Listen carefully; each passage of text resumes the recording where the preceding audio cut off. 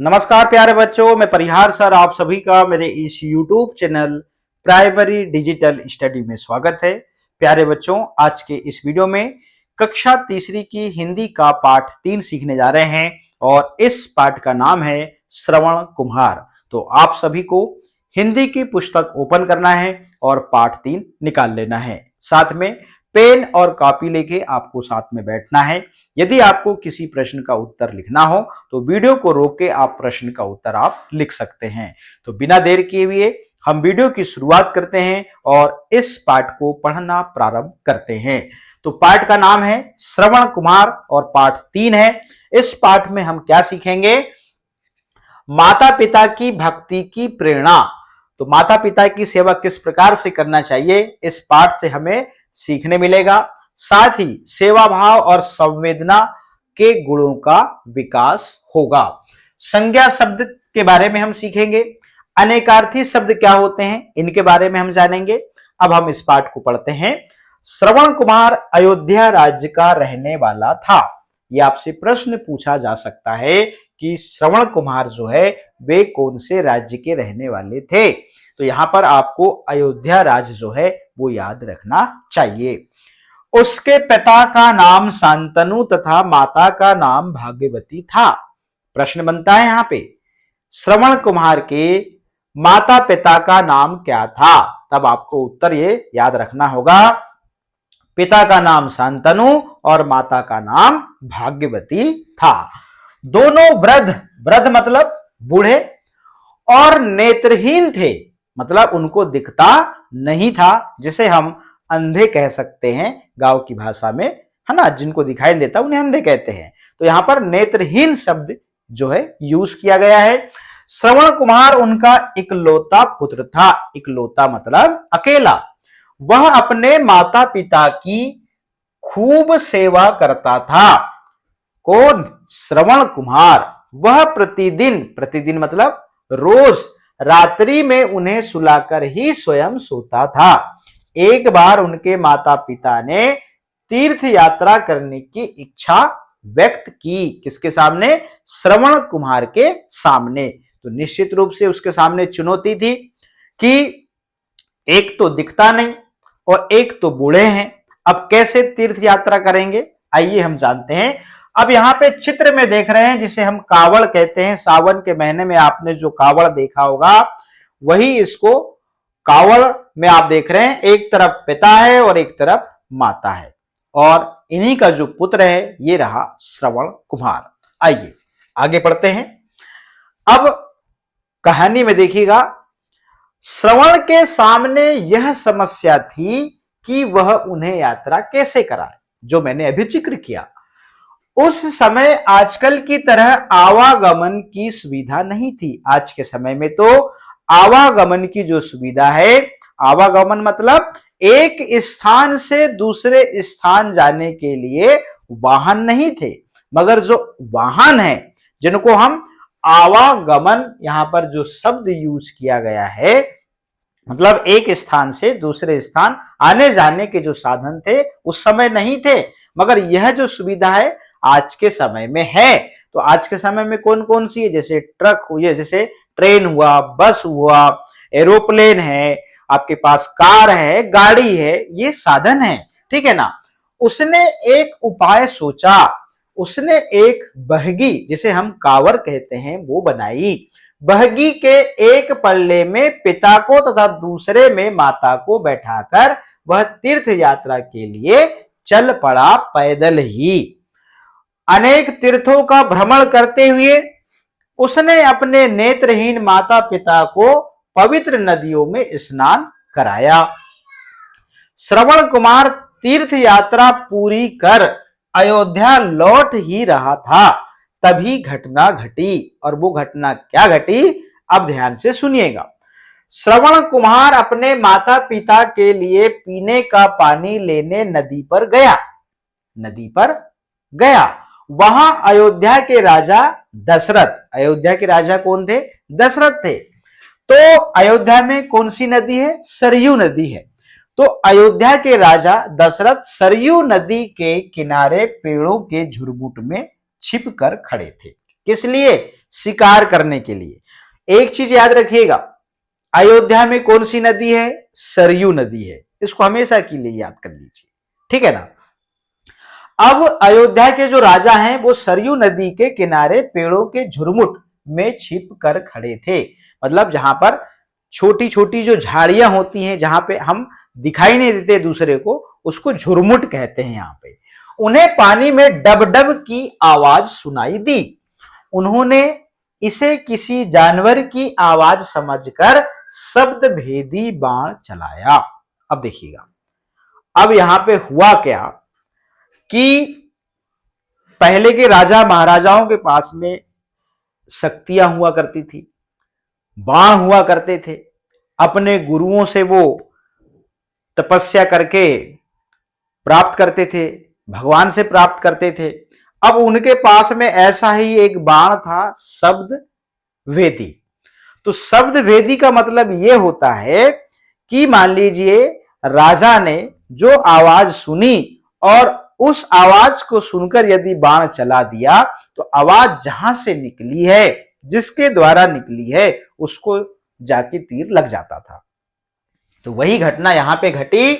बाण किसी प्राणी को जाकर लगा, उन्हें एक चीख सुनाई दी।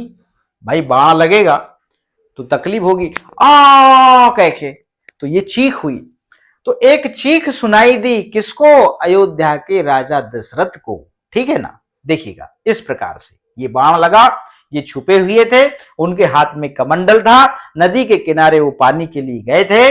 राजा दशरथ वो जो है शिकार पे निकले थे और झुरमुट में छिप गए थे, किसी जानवर का इंतजार कर रहे थे। तो तभी यहां पर जो श्रवण कुमार है वो पानी लेने नदी में गया था और पानी भरने जैसी कमंडल में गया होगा तो डब डब की आवाज आती है। वही आवाज को सुनकर राजा दशरथ ने बाण चला दिया, ठीक है ना, जो आप यहां चित्र पर देख रहे हैं। आगे राजा दशरथ जब उस स्थान पर पहुंचे तो उन्होंने देखा कि उनके बाण से एक युवक घायल होकर झटपटा रहा था।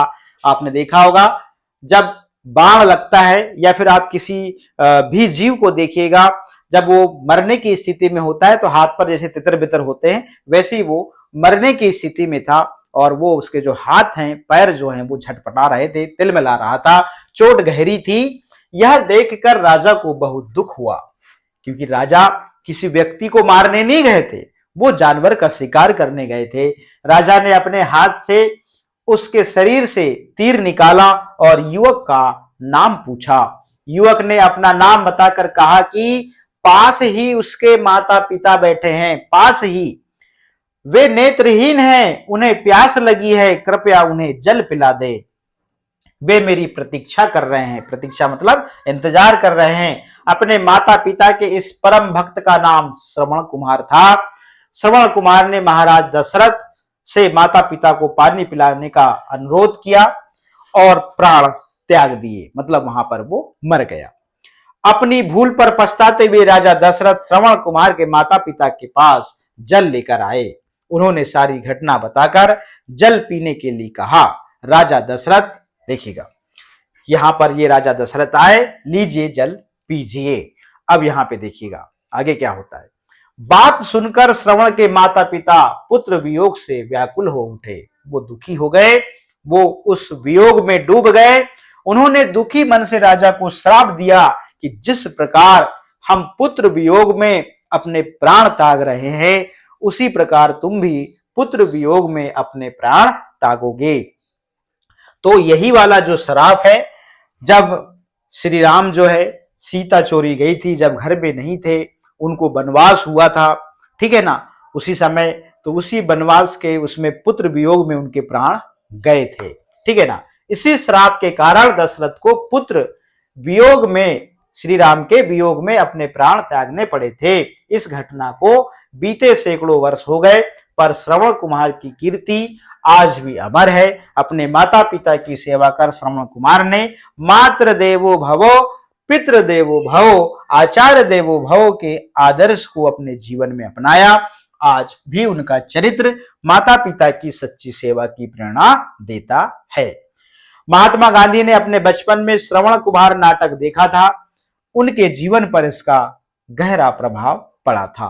तो कोई भी आप नाटक देखते हैं, कोई भी कहानी सुनते हैं, तो निश्चित रूप से यदि कहानी अच्छी हो तो वो आपके जीवन में यदि आप उसको उतारें तो आप एक महान व्यक्ति आप बन सकते हैं। मान लीजिए आप कोई पिक्चर देखा और वहां पर हो सके आपको विलन का रोल पसंद आ गया, तो हो सकता है कि आपका जो जीवन है उसी विलन के जैसे बन जाता है। यदि आप उस पिक्चर में किसी अच्छे व्यक्ति का आप रोल देखते हैं और उसको आचरण करते हैं, उसको ग्रहण करते हैं, उसके आदर्श पे चलते हैं, तो आप एक सफल व्यक्ति बनते हैं, आप एक महान व्यक्ति बनते हैं। ठीक है ना। अब हम आगे चलते हैं। यहाँ पे कुछ कठिन शब्द आए थे, उनका अर्थ जानते हैं। यहाँ पर जैसे झुरमुट, तो मैंने बताया था पास पास उगे हुए पेड़ों या झाड़ियों का झुंड, तो झाड़ियों को झुंड को ही झुरमुट कहते हैं।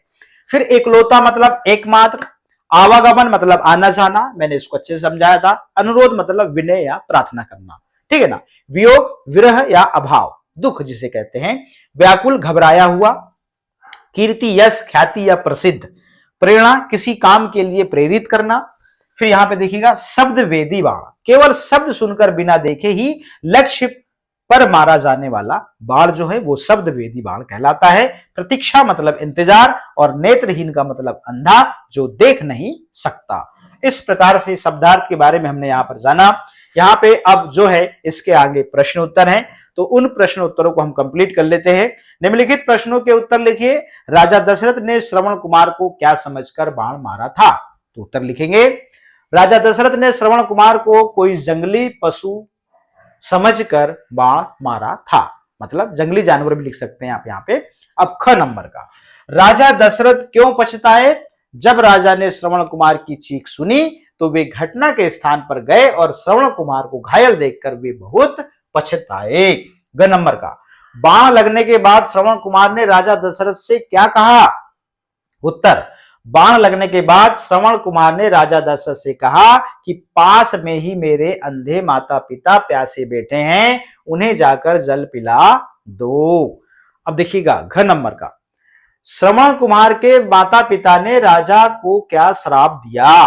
तो श्रवण कुमार के माता पिता ने राजा को यह श्राप दिया कि जिस तरह आज हम अपने पुत्र के वियोग में अपने प्राण छोड़ रहे हैं, उसी तरह तुम भी एक दिन अपने पुत्र के वियोग में प्राण छोड़ोगे। अगला अंग, श्रवण कुमार का नाम आज भी आदर से क्यों लिया जाता है? उत्तर लिखते हैं, श्रवण कुमार का नाम आज भी आदर से इसलिए लिया जाता है कि उनका चरित्र माता पिता की सच्ची सेवा की प्रेरणा देता है। 6 नंबर का प्रश्न है, श्रवण कुमार ने माता पिता को तीर्थ यात्रा कराने के लिए क्या उपाय किया? उत्तर लिखेंगे, श्रवण कुमार ने माता पिता को तीर्थ यात्रा कराने के लिए एक बहेगी या जिसे हम कांवर बनाई, एक पड़ले में पिता को तथा दूसरे पड़ले में माता को बैठाकर तीर्थ यात्रा कराई। इस प्रकार से ये प्रश्न जो है कंप्लीट होते हैं। इसके आगे का ये प्रश्न थे, ये हमने कंप्लीट कर लिया। प्रश्न नंबर 2, दिए गए शब्दों से खाली स्थान भरिए। राजा दशरथ झुरमुट में खाली स्थान थे, खड़ा था क्या खड़े थे? तो क्या शब्द आएगा? खड़े थे। तो यहां पे हम लिख देंगे खड़े। इस प्रकार से हम यहां पर खड़े शब्द लिखेंगे। बाण से घायल बालक झटपटा रहा था या फिर रहे थे? तो यहां पे आ जाएगा रहा था। इस पे निशान लगा देंगे आप। पास ही श्रवण के माता पिता बैठा है या बैठे हैं? यहां पे आ जाएगा बैठे हैं। इस प्रकार से यहां पर जो सुटेबल करेगा शब्द हम उसको लिखेंगे। दोनों वृद्ध नेत्रहीन थे क्या था? तो यहां पे आ जाएगा थे, क्योंकि थे जो शब्द है वो बहुवचन है। इस प्रकार से अब माता पिता पुत्र वियोग में व्याकुल हो उठा क्या उठे? तो यहां पर हम लिखेंगे उठे। ठीक है ना। ये यदि हमने पाठ को पढ़ा है तो ये शब्द यहां पे क्या लिखना है ये हमको समझ में आ जाएगा। चलिएगा, अब सही विकल्प चुनिए। अब सही विकल्प चुनना है, जरा देखिएगा। और यही प्रश्न आपके, आप जब बड़े होंगे कोई एग्जाम देंगे तो ऐसे ही प्रश्न आते हैं। क नंबर का प्रश्न है, श्रवण कुमार रहने वाले थे मथुरा के थे, अयोध्या के थे, उज्जैन के थे या चित्रकूट के थे? तो कहाँ के थे भैया? अयोध्या के थे, इसमें सही का निशान लगाइए। श्रवण कुमार के माता पिता का नाम था, क्या था? 4 ऑप्शन है, दशरथ कौशल्या, शांतनु भागवती, वासुदेव देवकी, या फिर अर्जुन या फिर सुभद्रा। तो यहां पे लगाएंगे शांतनु भाग्यवती। मैंने पहले ही बोला था कि आप माता पिता का नाम याद जरूर कर लीजिए। अब अगला प्रश्न देखिएगा। अगला प्रश्न क्या कहता है? श्रवण कुमार अपने माता पिता को तीर्थ यात्रा कराने ले गए। कैसे ले गए? बैलगाड़ी से, जहाज से, कार से, या फिर बहगी, या फिर जिसे हम कांवर से। तो यहां पे कांवर से, ठीक है ना। अब अगला प्रश्न है, नीचे दिए गए वाक्यों में नीले शब्दों के सही अर्थ चुनकर लिखिए। अब यहां पर अनेकार्थी जो शब्द हैं वो आपको देखने को मिलेंगे। देखिएगा, अब यहां पे जो है श्रवण कुमार की कीर्ति आज भी अमर है। तो श्रवण जो हो गया यहां पर व्यक्ति का नाम हो गया। अब हमें ज्ञान की बातें श्रवण करना चाहिए, और श्रवण में होता है सुनना। तो यहां पे श्रवण का मतलब व्यक्ति का नाम और श्रवण का मतलब सुनना। तो ये होते हैं अनेकार्थी शब्द। तो वाक्य के अनुसार इनका जो है वो अर्थ निकलता है। आगे, हमें रात में जल्दी सोना चाहिए। आजकल सोना बहुत महंगा है। अब देखिएगा, सोना मतलब रात में नींद से है। रात में सोने को जो हमारी नींद है उसे हम सोना कहते हैं। अब आजकल सोना बहुत महंगा है, तो सोना एक भैया ये कीमती धातु हो गई, ठीक है ना, जो महिलाएं पहनती हैं। अब देखिएगा, दीपक जल उठे, आंखों में जल भर आया। अब दीपक जल उठे मतलब जलना से है। कैसे? जलना या चमकना। आंखों में जल भर आया मतलब वहां पानी से है, ठीक है ना। तो आंसू से या फिर पानी से, ठीक है ना, जल को ही पानी कहते हैं। तो यहाँ पे जो ये शब्द लिखा है इसको आप काट देंगे और यहां पर जो है आप पानी लिख देंगे, ठीक है ना। तो इस प्रकार से एक जल का मतलब जलना है और एक जल का मतलब आंसू या पानी से है। चलिएगा आगे चलते हैं अगले प्रश्न में। अब यहां पे आज जाना जरूरी है मगर मैं नहीं जा सकता, नीचे करते हैं। देखिएगा, आज जाना जरूरी है मगर मैं नहीं जा सकता। मगर मतलब परंतु, लेकिन, या यहां पे किंतु। मैं तालाब में मगर देखा, मतलब मैंने तालाब में मगर देखा। तो दो शब्द हैं, यहां मगर है और यहां पर भी मगर है। आज जाना जरूरी है मगर मैं नहीं जा सकता। मगर का अर्थ यहां पे जो है, यहां पर परंतु, लेकिन या किंतु। अब यहां पे लेकिन यहां पर मैंने तालाब में मगर देखा। मगर मतलब यहां पर एक जीव से है, वो भी एक जल में रहने वाला जीव, और वो है मगरमच्छ से है, ठीक है ना। तो दोनों शब्द का यहां पर अर्थ अलग है वाक्य के अनुसार। अब अगला है, हिमालय उत्तर दिशा में है और कक्षा में बच्चों ने पूछे गए प्रश्नों के उत्तर दिए। अब यहां पर हिमालय उत्तर दिशा में, उत्तर एक दिशा है, पूर्व पश्चिम उत्तर दक्षिण, ठीक है। अब कक्षा में बच्चों ने उत्तर दिया, तो उत्तर मतलब जवाब दिया। तो एक दिशा है, एक का अर्थ और एक का जवाब है। इस प्रकार से यहां पर अनेकार्थी शब्दों को हमने बहुत अच्छे से जाना। अब आगे चलते चलिएगा। अब एक से अधिक अर्थ वाले शब्दों को अनेकार्थी शब्द कहते हैं। अभी हमने जो जाना ये अनेकार्थी शब्द की परिभाषा हो गई। एक से अधिक अर्थ वाले शब्दों को अनेकार्थी शब्द कहते हैं। निम्नलिखित शब्दों का उच्चारण कीजिए और लिखिए।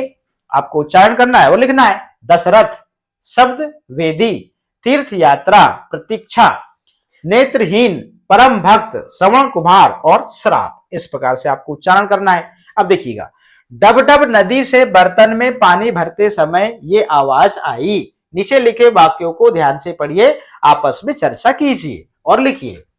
बहते पानी की आवाज कैसी होती है? कल कल कल कल। तेज हवा चलने की आवाज कैसी होती है? Sir sir sir sir sir, ठीक है ना। तेज वर्षा गिरने की आवाज जैसे टप टप टप टप टप, ऐसे, ठीक है ना। आगे, ओले गिरने की आवाज तड़ तड़ तड़ तड़ तड़। सूखे पत्तों पर चलने की आवाज पत पत पत पत पत, ठीक है ना। अब पाठ में से संज्ञा शब्द चुनकर लिखिए। देखिएगा, व्यक्तियों के नाम, जैसे व्यक्तियों के नाम, वस्तुओं के नाम, स्थानों के नाम, ये क्या कहलाते हैं? संज्ञा कहलाते हैं। तो व्यक्तियों के नाम श्रवण कुमार, शांतनु, भागवती, राजा दशरथ और श्री राम। वस्तुओं के नाम कावड़, पेड़, पानी, शब्द वेदी, बाण, तीर, जल। स्थानों के नाम अयोध्या, सरयू और तीर्थ। इस प्रकार से निम्नलिखित वाक्यों में से संज्ञा शब्द छाटिए। गोपाल बुद्धिमान विद्यार्थी है, तो इसमें गोपाल और विद्यार्थी जो है वो संज्ञा शब्द है। सोहन विद्यालय जा रहा है, इसमें संज्ञा शब्द सोहन और विद्यालय है। सीता अपनी माता जी के पास गई, तो सीता और माता जी यहां पर दो संज्ञा शब्द हैं।